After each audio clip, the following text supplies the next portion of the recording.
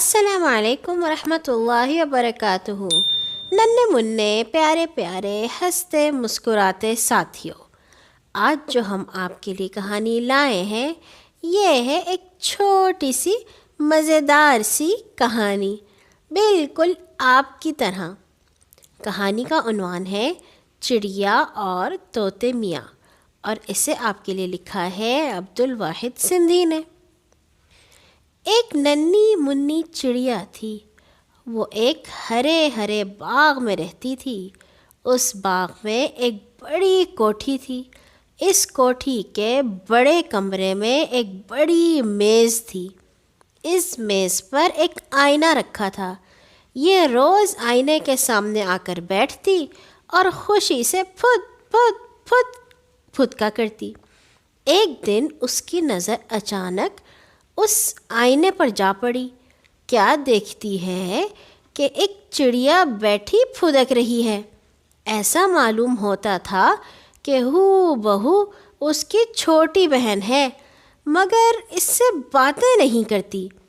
چڑیا نے اس سے بہت باتیں کی، مگر دوسری چڑیا کچھ نہ بولی، صرف بس اس کی چونچ اور پر ہلتے، آواز نہ نکلتی۔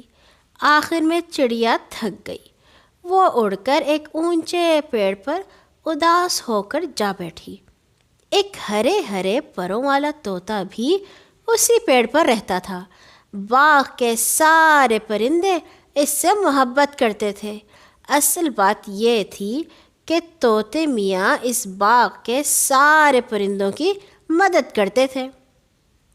طوطے نے چڑیا کو اداس اداس سا دیکھ کر کہا، ٹیں ٹیں بیٹی خیر تو ہے، آج اداس کیوں ہو؟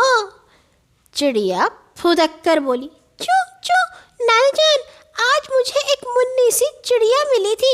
میں نے اس سے باتیں کرنے کی کوشش کی، مگر وہ ایک لفظ بھی نہ بولی۔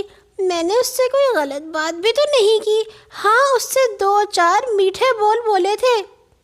تم جانو مٹھو ہوتا بڑا سیانا ہے، وہ ٹیں ٹیں کر کے بولا، ٹیں ٹیں بیٹی مجھے بتاؤ وہ جگہ کہاں ہے جہاں وہ چڑیا تم سے ملی تھی؟ چڑیا آگے آگے، میاں مٹھو پیچھے پیچھے، دونوں اڑ کر کوٹھی کے بڑے کمرے میں میز کے پاس پہنچے۔ چڑیا نے میاں مٹھو کو بتایا کہ وہ منی چڑیا یہاں تھی۔ اب دونوں آئینے کے سامنے آ گئے۔ پہلے طوطے نے دیکھا کہ ایک طوطا اس کی شکل کا دکھائی دیا، پھر چڑیا کو اپنے جیسی منی سی چڑیا دکھائی دی۔ اب میاں مٹھو نے اسے اصلی بات سمجھائی کہ یہ آئینہ ہے، اس میں لوگ اپنی شکل دیکھتے ہیں، آئینے کے سامنے جو چیز آئے گی وہ ہو بہو ایسی نظر آئے گی جیسی وہ ہوگی۔ اب اصل بات چڑیا کی سمجھ میں آ گئی۔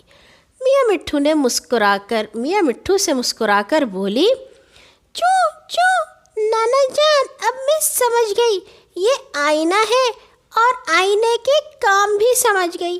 اچھا اب جاتی ہوں، آداب۔ یہ کہہ کر اڑی اور اپنے گھونسلے میں جا پہنچی۔ اس دن سے چڑیا طوطے میاں کو اپنا استاد سمجھنے لگی۔ سمجھے بھی بھلا یہ کیوں؟ اس لیے کہ میاں مٹھو نے اسے آئینے کے کام بتائے۔ اور اپنے استاد سے تو بہت محبت اور ان کا احترام بھی کرنا چاہیے۔ کل آئیں گے ایک اور نئی کہانی کے ساتھ۔ اللہ حافظ۔